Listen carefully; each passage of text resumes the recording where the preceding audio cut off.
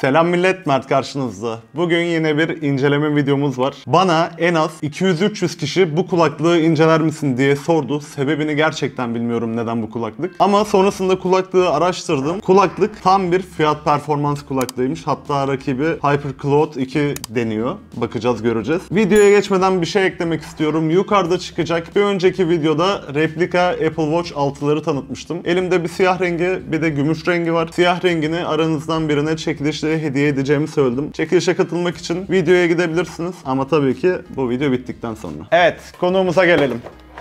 Konumuz Rampage Drop Plus. Bana bu kulaklığı inceler misin diyenler lütfen aşağıda belirtsin, ben yazmıştım diye. Gerçekten 200-300 tane yorum rahat gördüm. Rampage'in orta segment kulaklıklarından biri diyebiliriz ama izlediğim incelemelerde üst segmentten farkı olmadığını söylediler. Yani 1000-1500 liralık kulaklıklarla kapışır halde diyorlar. Bakalım. Evet, şöyle bir kutumuza bakalım. Markamız Rampage, dediğim gibi modelimiz Drop Plus. 7.1 oyuncu kulaklığı. 50 mm'lik neodyum mıknatısları, yani sürücülere sahip. Üstünde görebilirsiniz PlayStation 4, Xbox ve PC uyumlu. Kutumuzun yan tarafına da bakalım. 7.1'lik Surround bir ses sistemine sahip olduğunu söylüyor. Gürültü engelleyici mikrofonu varmış. Bir de ekstra büyük kulak pedlerine, ekstra izolasyona ve konfora sahipmiş. Deneyip göreceğiz. Kutumuz klasik Rampage kutusu. Ben bu tarz transparan kutuları çok beğeniyorum çünkü içinde sürprizle karşılaşmıyorsunuz. İçindeki ürünün yarısını buradan görebiliyorsunuz. Bu gayet güzel bence.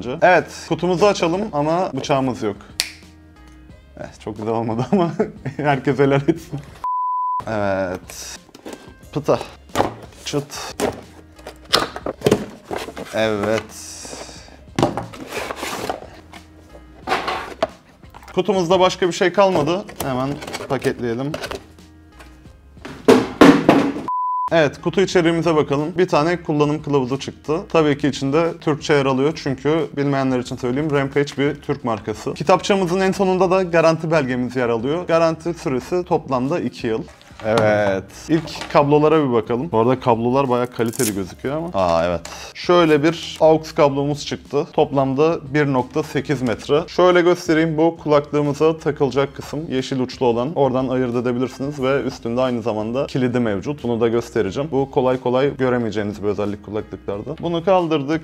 Bir adet mikrofonumuz çıktı. Mikrofonumuz anlayacağınız üzere takılıp çıkabilen esnek kanala sahip bir mikrofon. Bu da gayet güzel. Ve bu küçük ama güzel bir detay. Biliyorsunuz tüm cihazlar tek jack'ta hem kulakta hem mikrofonu desteklemiyor. Hem mikrofon hem kulaklık için 3 boğumlu olması lazım buranın. Görüyorsunuz burası 2 boğumlu. Hani olur ya bazı laptoplarda, bilgisayarlarda kulaklık ve mikrofon girişi ayrı olur. Onu bunun için kullanacaksınız. Gözüküyor mu bilmiyorum. Zaten üst kısımlarında hangisinin mikrofon, hangisinin kulaklık olduğu gözüküyor. Bakın dediğim gibi bunlar da 3 boğumlu. Bunları direkt taktığınızda hem kulaklık hem mikrofona bağlamış oluyorsunuz. Evet.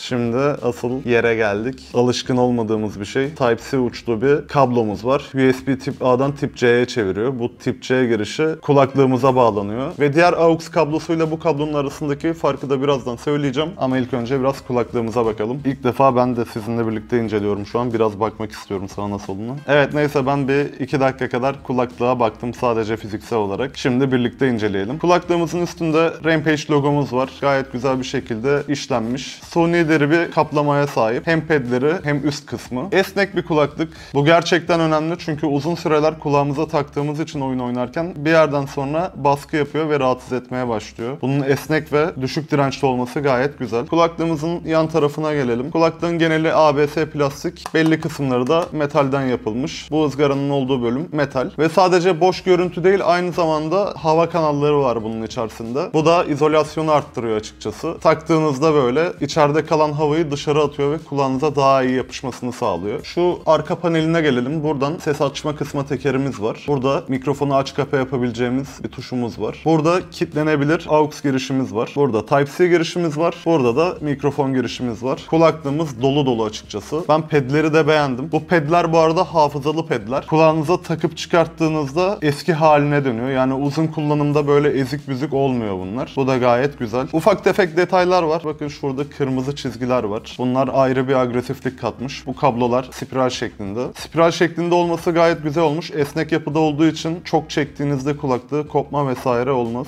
Böyle kısık durumda durduğunda da şuralarda falan sallanmıyor. Görüntüyü bayağı güzelleştirmiş. Tekrar yan tarafına geliyorum. Şurada gördüğünüz üzere Rampage logomuz var. LED ışıklarla aydınlatabiliyoruz ama sadece kırmızı rengi var. Maalesef RGB değil. Zaten RGB olması belli bir yerden sonra gerçekten anlamsız geliyor. Yani ben SteelSeries Arctis 5 de kullandım çok uzun süre. Belli bir yerden sonra aynı renk bırakıyorsun. Yani benim için eksi bir yön değil, onu söylemek istiyorum. Bir kulaklığı kulağımıza takalım. Bir konuşsana. Pasif bir izolasyon var. İzolasyon abi. Abi videonun başından beri 5 kere falan söyledim bu sözü ve tekrar baştan almak zorunda kaldım. Çünkü söyleyemiyorum. Şimdi bir girişlerimizi deneyelim. Laptopuma bağlamak istiyorum. Sonra masaüstü bilgisayarına bağlayıp oyun testlerini yapacağım. Laptopumuz da geldiğine göre bir deneyelim. Bilgisayar açılırken şu kilit kısmını göstereyim. Şöyle takıyorsunuz. Çeviriyorsunuz. Zaten kilitlendiğini hissediyorsunuz ve hiçbir şekilde çıkmıyor. Hatta mikrofonunu da bir takalım. Mikrofonu da şu şekilde çıkıntılı olduğu için dönmüyor. Bu gayet güzel olmuş. Mikrofonu da taktık ve AUX'a bağladım. Mikrofonun takılıp çıkarılabilmesi gayet güzel. Bunu dışarıda müzik dinlerken de kullanabilirsiniz. Yani biliyorsunuz mikrofonu çıkmayan kulaklıklarda şöyle çevirdiğinizde gerçekten komik bir görüntü olur. Ama mikrofonsuz gayet böyle müzik kulaklığı gibi gözüküyor açıkçası.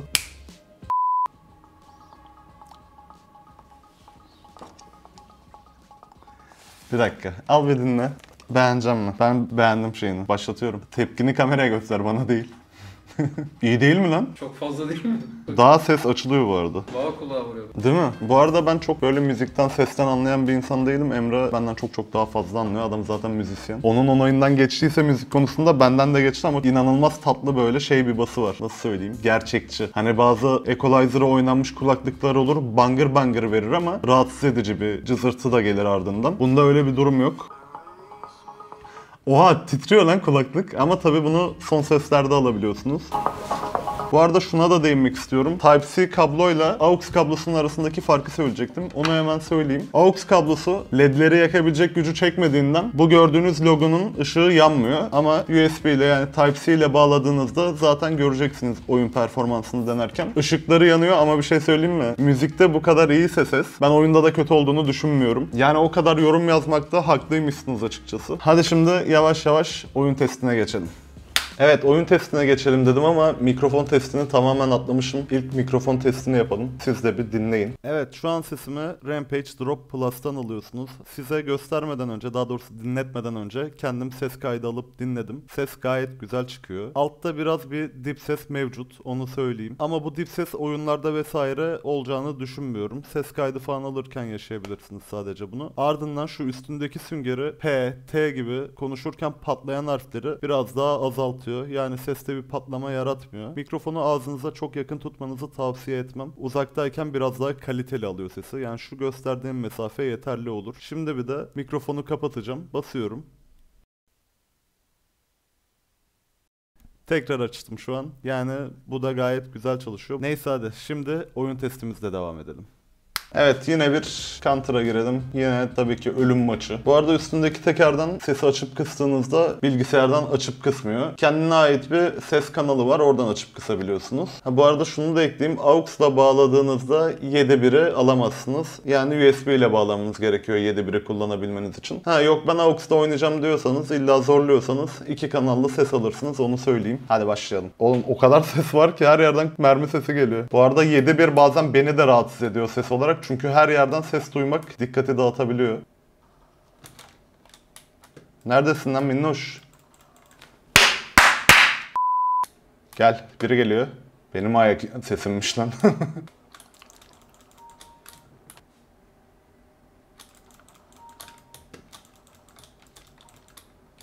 Hadi oğlum.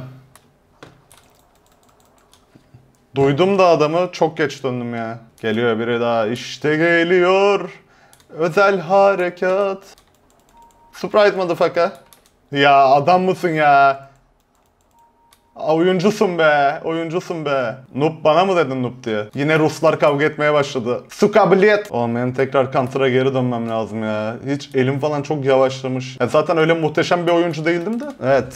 Oyun testimizde başarıyla tamamlandı. Şöyle size hem ışıklarını da göstereyim. Dediğim gibi sadece USB Type-C ile bağladığınız zaman, daha doğrusu bilgisayara USB ile bağladığınız zaman ışıkları yanıyor. 7.1'inden bahsetmek istiyorum. Gerçekten çok güzel çalışıyor. Kulaklığın kalitesini ben çok beğendim. Mikrofonu da keza öyle. Yani oyuncu kulaklığına göre mikrofon performansı çok başarılı. Şu ana kadar incelediğim en iyi fiyat performans kulaklık bu olabilir. Çünkü gerçekten muadilleri 800-900 bin liralara kadar çıkıyor. Bunu normalde incelediğim Bluetooth kulaklıklarda yapıyorum ama şunun size bir müzik performansını dinletmek istiyorum. Umarım bu mikrofondan size gelir. Gerçekten bassları böyle bangır bangır.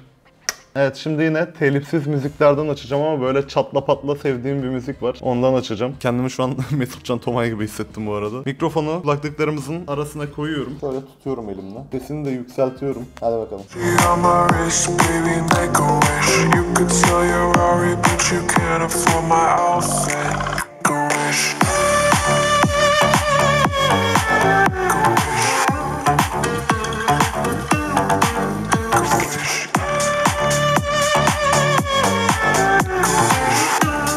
Size bir şey söylemek istiyorum. Ben kulaklığın müzik performansını oyun performansından daha çok beğendim. Onu söyleyeyim. Ürünün linkini de aşağıda açıklama kısmına bırakıyorum. Oradan ürüne ulaşabilir ve satın alabilirsiniz. Ayrıca şurada Telegram kanalım çıkıyor. Onu da takip ederseniz çok sevinirim. Hadi kapatalım artık. Kaçıyorum artık ben. Kendinize çok iyi bakın. Hoşça kalın.